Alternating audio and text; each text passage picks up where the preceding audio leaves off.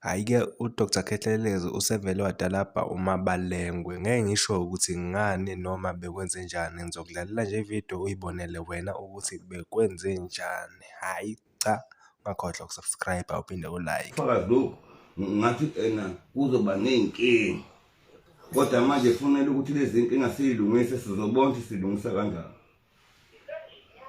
Hello? Yebo. Ngithi mina nginoMabalengwe lapha bengithe namhlanje akangilethile ubufakazi zazo zonke lezi zinto lezi ade zisho. Kusho ukuthi-ke kula iPhone yakhe sengithe ngcono akudlulisele la iPhone yami. Ngoba angifuni kusasa bese kuthiwa ubefikile ngapha usuzwa kuthiwa ubefikile ngingasaku-inform kanti ngaku-inform ekuqaleni ukuthi nangu usefikile uzovula icala.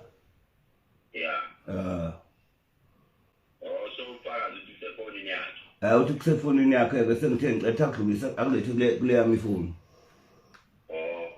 Ngoba nalapha uthi uyalunywa lapho ukhonto evela lapho engathi ziwutwayi uthi uwe futhi uthi uwe wathumela umuntu uthi ufake into esigodlweni sakhe.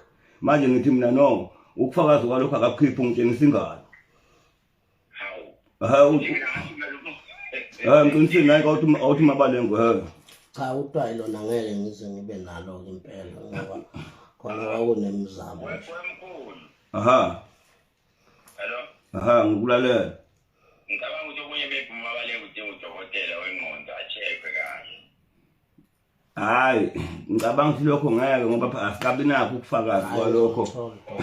Mina bengizosho kanjalo ngoba phela sengifaka notwayi futhi usho ukuthi lo Khehlelezi akekho busy nonakale noMabalengwe. Cha bo phela ngithi manje yikho lokho sizokukhuluma mase sibuka ubufakazi kuqala sisabona ukuthi yonke lento ayikhulumayo iyiqiniso ngoba angikwazi ukuvula in public lento la emafonini yabo ngoba khona ezinye izinto ekufanele ngiyiphathe ngendlela yokukhula yokudala nangendlela yoba umholi engafanele zidlulele kubantu ngingakayiseshi ukuthi ziyiyo noma azikho right. Hayi akunakinga mkhulu.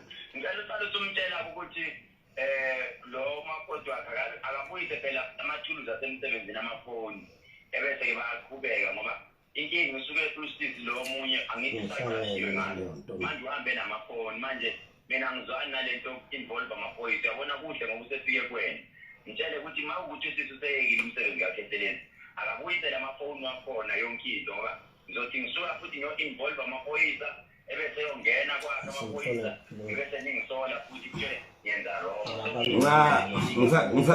Ngisacela ukuthi ngoba lento izosuka ithathe ibanga umsini kade siyalungisa inamba yakhe lo sesona amafoni akho unayo wena. Phela ngithi yona ilokuze inamba yami uyivalile manje. Mana ngisafuna inamba yakhe kunangu lo ngaka unayo inamba kalo dadewethu.